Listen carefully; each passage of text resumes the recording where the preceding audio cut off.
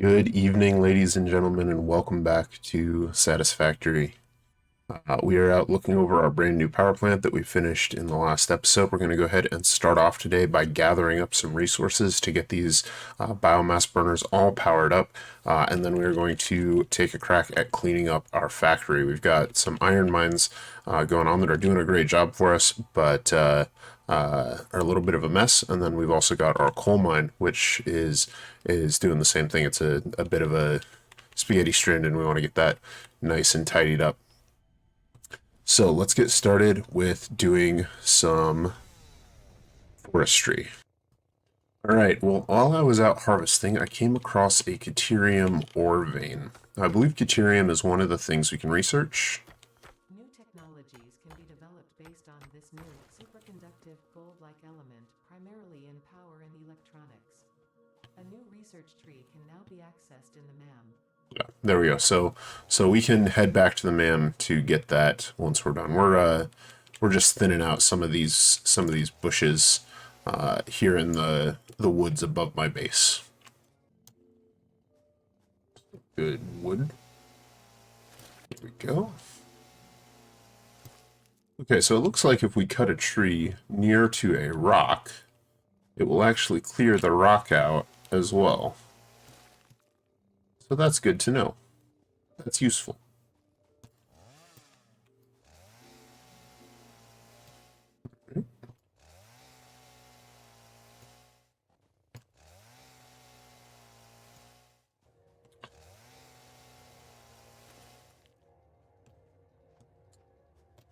Alright, so while I was exploring, we came across a cave here.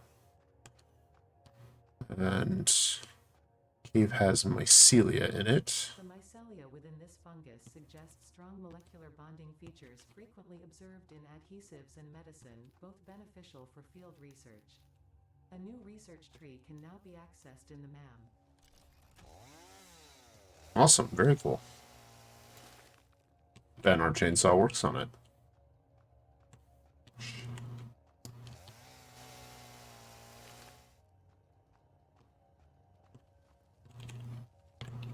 Oh. Okay. That's terrifying.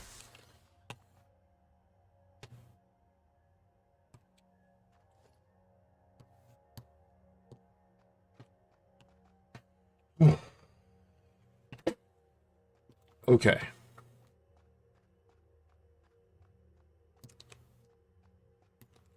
All right. Well.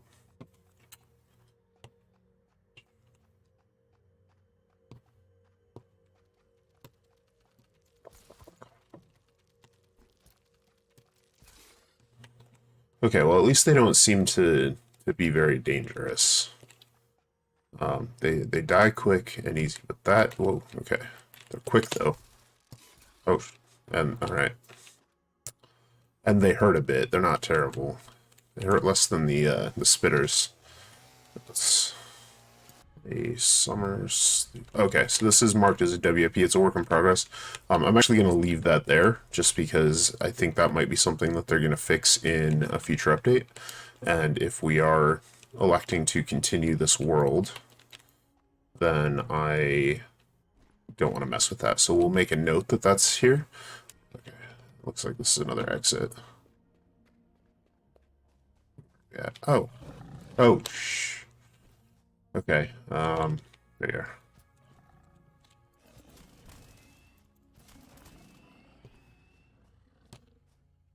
Oh. And our bags are full. So let's go drop some stuff off real quick, and then we will figure out what just happened. I think we have some personal storage space near here in the hub in this chest. And so we can drop off our motors, for example. I don't think we're going to need.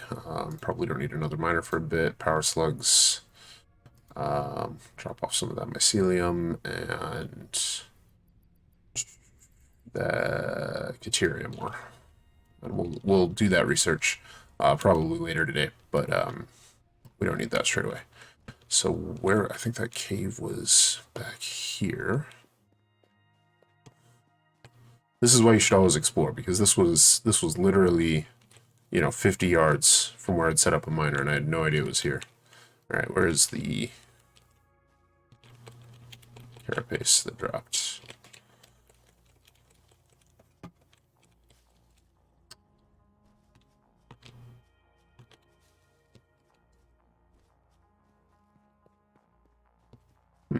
Ah, there it is.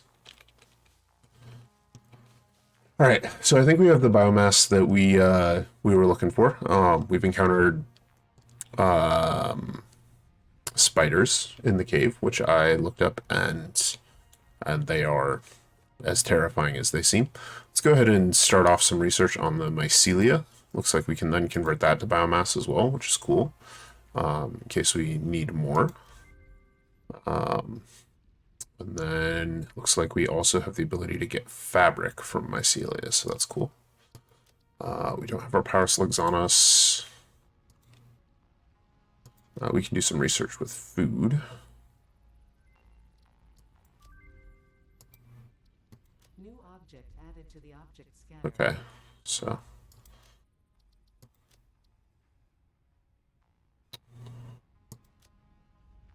we can do some research with flower petals. These early researches always come out real quick. I think the later ones take more time. So yeah, here like the color gun is a 5-minute research.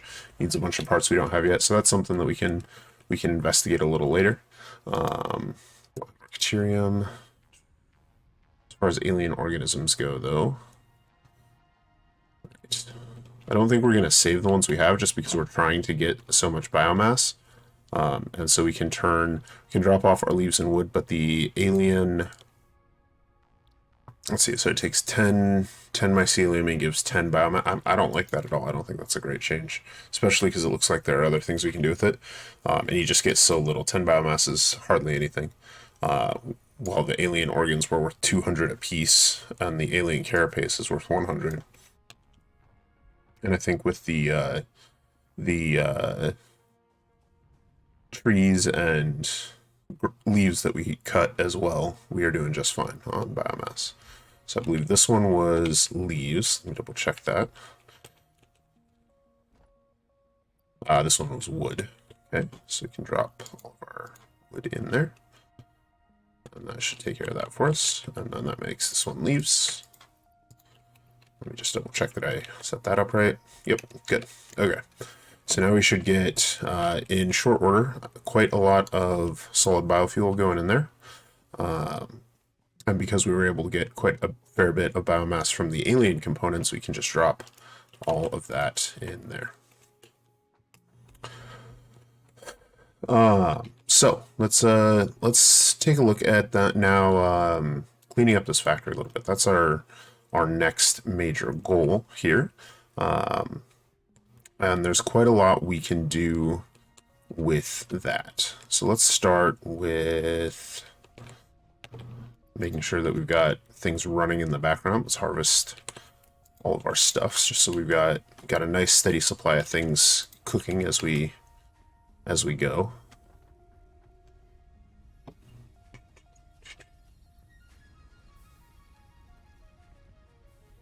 I think that actually also lets us finish our current milestones. Let's go ahead and just turn that stuff in real quick.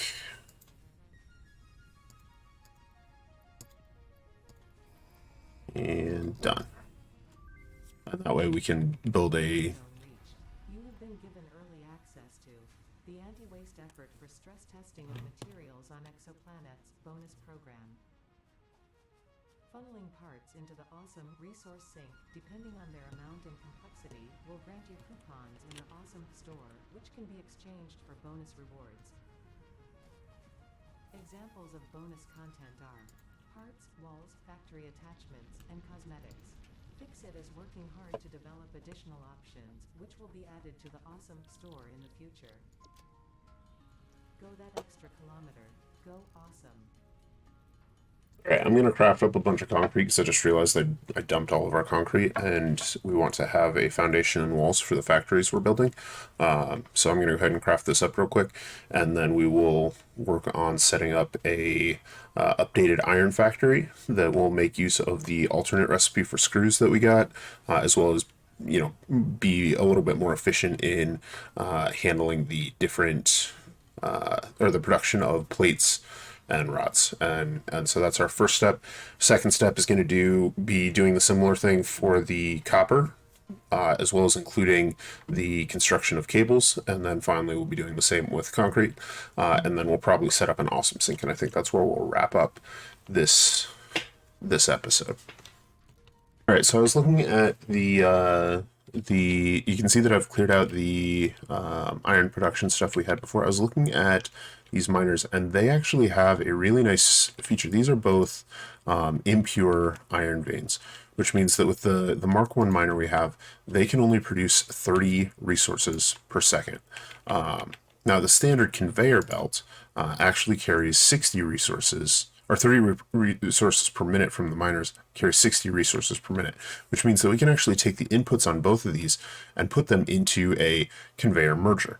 Now, this is a little bit superfluous because we're actually going to need 2 smelters, because the smelters can only handle 30 per minute as well.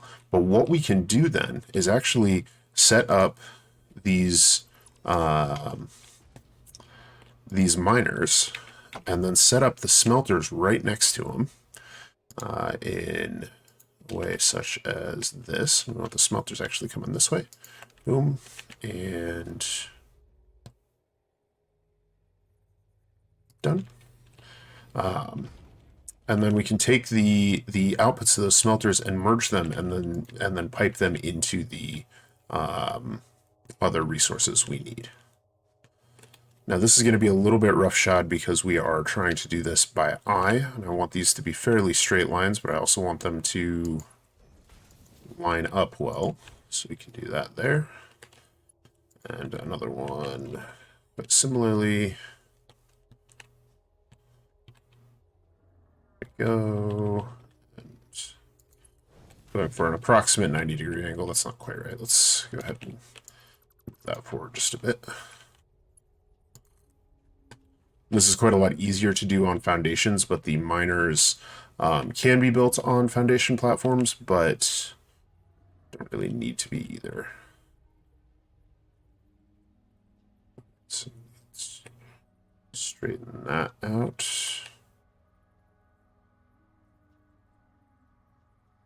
Like so. Okay, so this gives us all of our iron coming out right up here.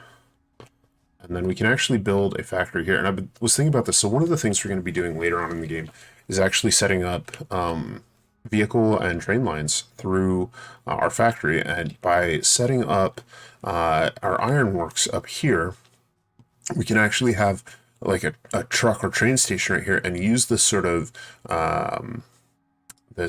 dirt road area as one of those train lines, and it's really nicely configured and convenient. We can do the same thing by moving the copper factory up back there, or even over closer to the copper veins. And then the sandstone or the limestone is a little trickier, but if we build the factory compactly there, we can make use of that in a similar vein as well. All right, so now that we've got that set up, and all of our iron ingots coming out on the single belt, what we're going to do is a manifold system feeding into some constructors that are actually going to be placed here, and then we'll feed into some storage containers that are a little down closer to the road, so that we have easy access to the resources we want to pick up from down there. Now, because we have the alternate screw recipe, the layout of the factory is actually quite easy to do. Let's go ahead and do some quick math, though, and figure out how this works. So we have 60 iron incoming. Iron plates take 30 iron ingots per minute. Let's see. Iron rods take 15 iron ingots per minute. And cast screws take 12.5 iron ingots per minute. So this is actually a little bit more efficient, only use 57.5 of the 60 iron that we use. So what we can do is, I think, and I don't remember how, there's a way to open up this panel, and you can actually reduce the speed of the machines in order to tune that appropriately, but it doesn't look like that's an option yet. So once we figure that out, we'll be able to reduce the speed of our miners and our smelters, save a little bit of power, and make sure that we have a nice, easy, even power grid. Because one of the things that's kind of one of the pet peeves of mine is these peaks and valleys in our power grid. That means that our machine's turning on and shutting off because there's mismatches in how much things are produced and consumed, and we want that to be nice and easy so that we have a reasonable way to estimate and approximate our power consumption. All right, so let's go ahead and set up some more foundations here. I think we can do our first one here, here, and here. So I think we're going to want that. And I think we're going to want one more beyond that. Now I learned my lesson with the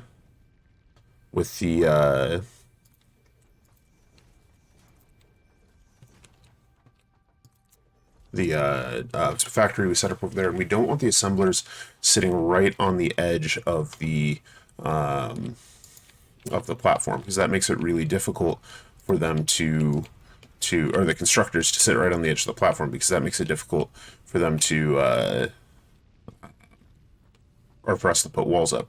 So we're not going to line these up perfectly on a grid, even though they'll fit pretty closely there. We're actually going to offset them just a bit, and we do want them right near the edge. I think there. Let's make sure that we can put a wall up in front of that before we go any further. So if we go to try and build a wall there, that does conflict. So that's a little too far forward. We want to move that back just a little bit. Constructor. There we go. So now we should be able to build a wall in front of that. Yeah. Perfect. All right. I do want them centered side to side on these things. Like so. And then I think we're just going to need 3 of those. And that's the advantage of the cast screws recipe, and why I was so excited to get it. Normally screws take 2 constructors. You have to have a constructor making iron rods and then another one turning those into screws. And it's actually possible to be perfectly efficient doing that even in the early game, but it is a bit of a pain.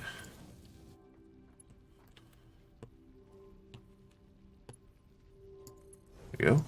Get rid of those conveyor poles because we don't need those. Done. Now, in order to split things off here, we are going to use conveyor splitters. And one of the cool things I learned is that you can actually put a conveyor splitter on an already existing belt. So you can run a belt where you need to, and then put in the conveyor splitter as needed. We need this thing on this line, but in alignment with that door, just like that. And then we need another one here. And because of the ratios, because iron has really friendly ratios in the very early game, it should work. Make sure we can connect these up. Perfect. Conveyor splitter will always do an even split. So if we had 3 lines coming out, it would split the 60 incoming into 20, 20, and 20. Because we only have 2, we get 30 and 30. And conveniently, one of our recipes takes 30 iron ingots per minute. So this will be a perfectly efficient constructor here.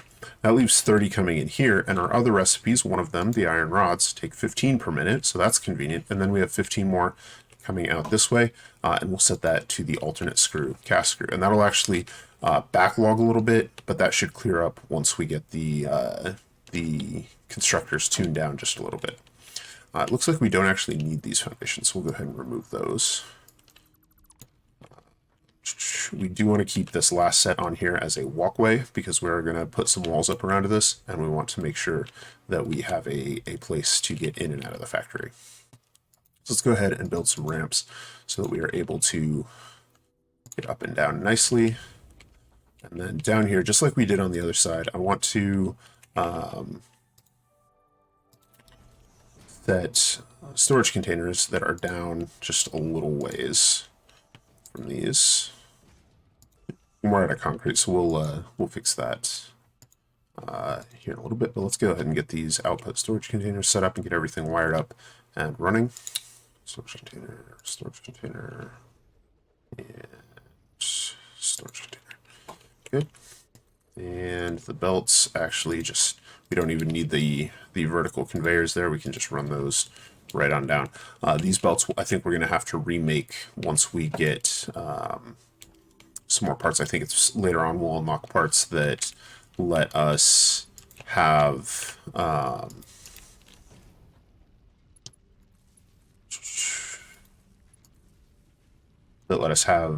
conveyors that run through walls without clipping, and so we'll want to redo this when that happens. But let's go ahead and see how we're doing on concrete. 250 concrete's pretty good. So we should be able to build something that lets us get up here and have better access to these foundations. We can do that there. That.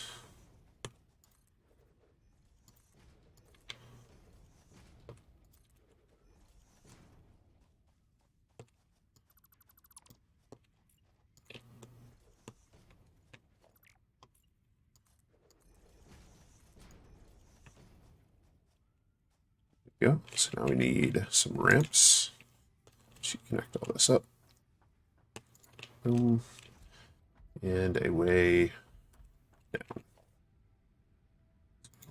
Ramp. So station there and there. And a ramp up there. There we go. So now we have access to our plates, our rods, and our screws.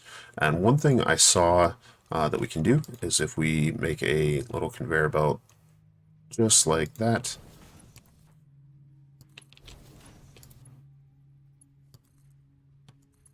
and we can actually remove those conveyor pulls, but that little tongue will put out one or two items so we can see what is in each of these containers, which makes it much easier for us to identify what we're going to grab there. All right, the last thing I wanted to do here is put up some walls. There we go. So we got some basic walls set up, and we just don't have enough concrete or other resources right now.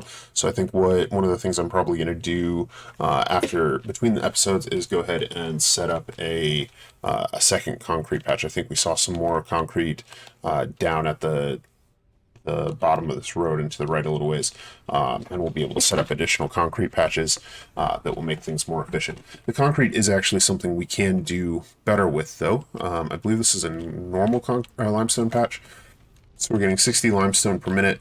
Producing concrete only consumes 45, so we could actually set up two constructors there and be just a little bit more efficient with that. But I don't think we necessarily want to spend the power because everything we do, we have to pay for with our biomass, and biomass is a little hard to come by still.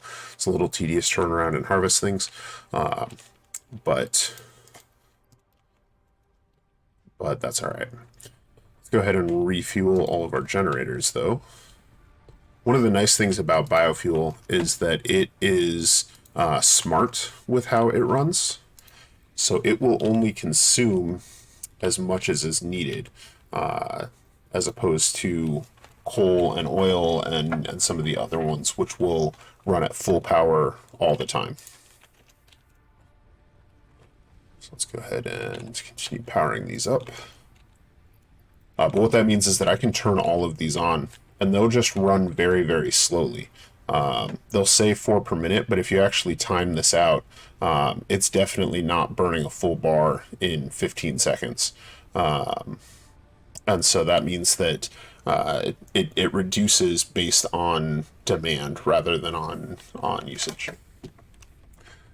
All right.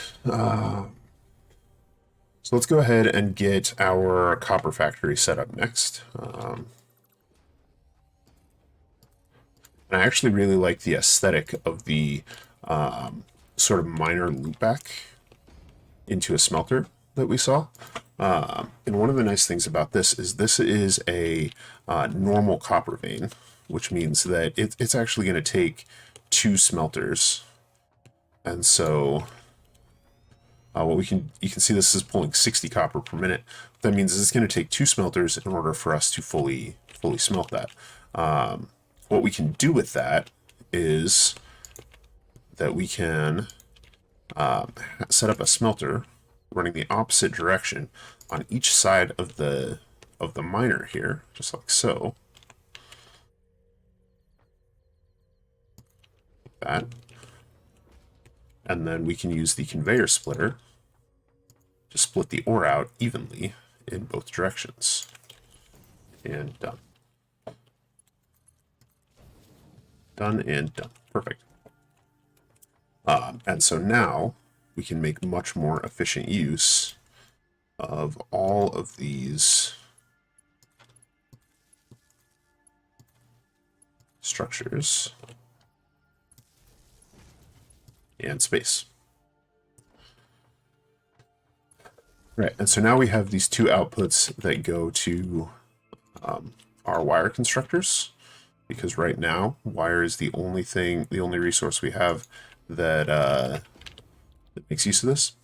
And conveniently, it uses exactly 15 copper per minute, so we could actually have 4 constructors for a perfectly efficient sort of wire factory. All right, so our new copper factory is up and running. It's just powered on for the first time, and we've got it set up pretty similarly to how we did our iron factory, but it's obviously got some different ratios. So we've got the miner. This is on a normal node, so it's producing 60 copper ore per minute. We have 2 smelters, each taking 30 per minute, so that's perfectly ratioed because that is split between a smelter on each side. This smelter needs to have an output, though. That's important. The 30 outputs per minute then go into 4 constructors all making wire, which takes 15 per minute, so that's another perfect ratio there. And then we actually take half of those and send those up into a storage container, so we have lots of wire coming in, and then the other half end up coming over here into a cable. Because each of these constructors takes 15 copper ingots per minute and produces 30 wire per minute. That means it'll fill a Mark 1 belt. So that's a nice full belt. And the 60 also needs an input there. We'll go into the wire constructor here, which takes 60 per minute and produces 30 cable per minute. So those 30 cables should be coming up here, and we'll start filling in this chest as well. Now, I haven't put walls around this yet. That's something that I want to do, but I've been doing a little bit of research, and the walls that I actually want to use for this, as well as for the iron factory, which I started to put walls up before I realized I didn't have the ones I wanted, actually comes from the awesome sink. And one of the things you can do is take resources that you don't need and funnel them into the awesome sink in order to get these cosmetic constructibles, these wall options and things like that. So what we're going to do is we're actually going to take some of our cable, because cable's actually worth quite a lot of points. We're going to put an extra splitter on there and then build an awesome sink over here that will let us take some of those items. So the awesome sink is located in the special one, and it takes actually a little bit more cable than we have, but otherwise we have all the resources we need. So we're going to go ahead and just take wait for a few more cables to come in. There we go. And go ahead and construct that. And this is going to be sitting up here for a little bit. And then what we can do is take a conveyor splitter, which actually takes a little bit more cable as well. Conveyor splitter, let's set that right there. And we'll run that extra half the cables we're making over here into the awesome sink. All we need to do is power this on. And as each cable flows into this, we'll start to see points accumulate. And so looks like one cable is worth 24 points. And so whenever we get to 1,000 points, we'll get a Fix-It coupon. And the coupons go up in price over time. But it doesn't matter what you sync because all of them will sort of count to it. So we don't need to wait to start syncing things. And cable is one of those things where we do need a lot of cable, but we'll be producing quite a lot.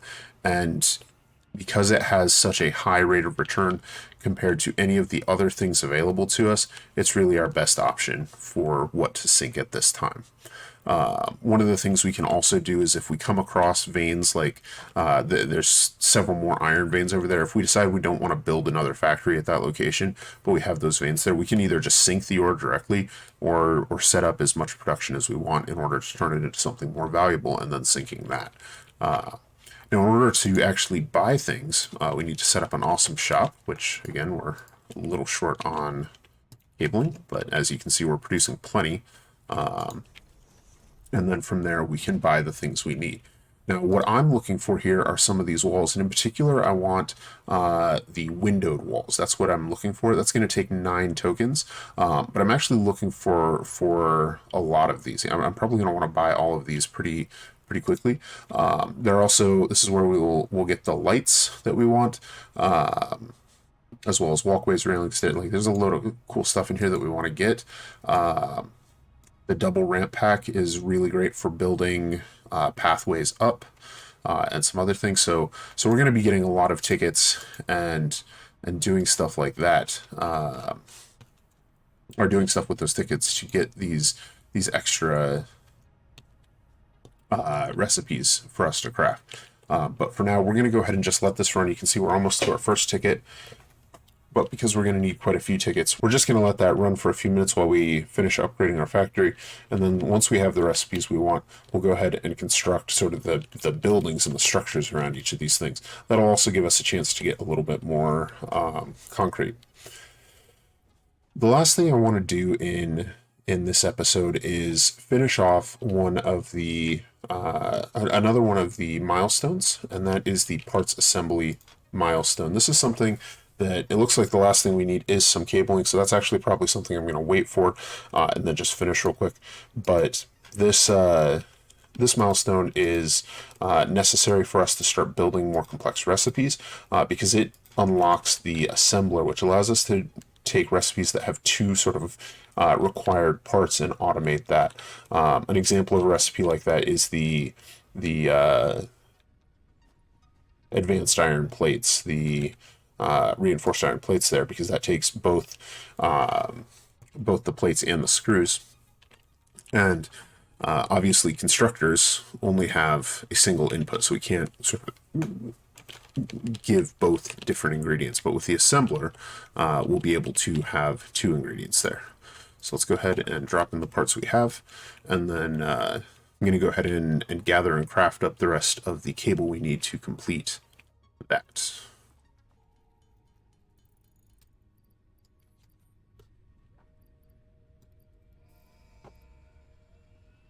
Right, and with the last little bit of cable that we've got there, we've now completed the parts assembly milestone. We can send our spaceship off. Assembly of parts can now be automated. Project assembly parts can now be constructed and sent up via the space elevator. Note: project parts are too complex to produce by hand. Right, so with that, we now have a new advanced part, the rotor here, which takes a few more rods than we have on hand. Let's go ahead and pick those up and set up our first assembler and take a look at what that's going to take to finish. And with that, we should be able to we need 4 rotors for an assembler.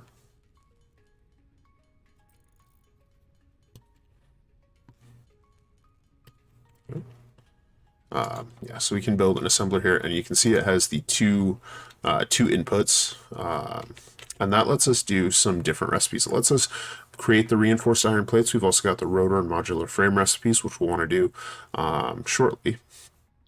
And then smart plating, which is the first sort of storyline driven thing. It's how we unlock new tiers, is to build the space elevator and send up smart plating, and that's about as far as I got. Was actually the last time I played this game was actually constructing the space elevator, setting up the smart plating, and sending that along. And then that was during update 3, and then I found out update 4 was coming along shortly after, and so I decided to wait for that to keep playing, and here we are. And so that's pretty exciting that we'll be able to explore those future tiers here in just a little bit once we get a little bit more construction set up. So we're going to go ahead and I'm probably going to go gather some more biomass while we continue sinking some resources so that we can keep our factory running nice and smoothly and cleanly. And then we'll probably wrap up this episode, and I look forward to seeing you guys in the future as we expand our factories some more. So thank you guys for watching. Hopefully you've enjoyed it. Have fun, and I'll see you next time.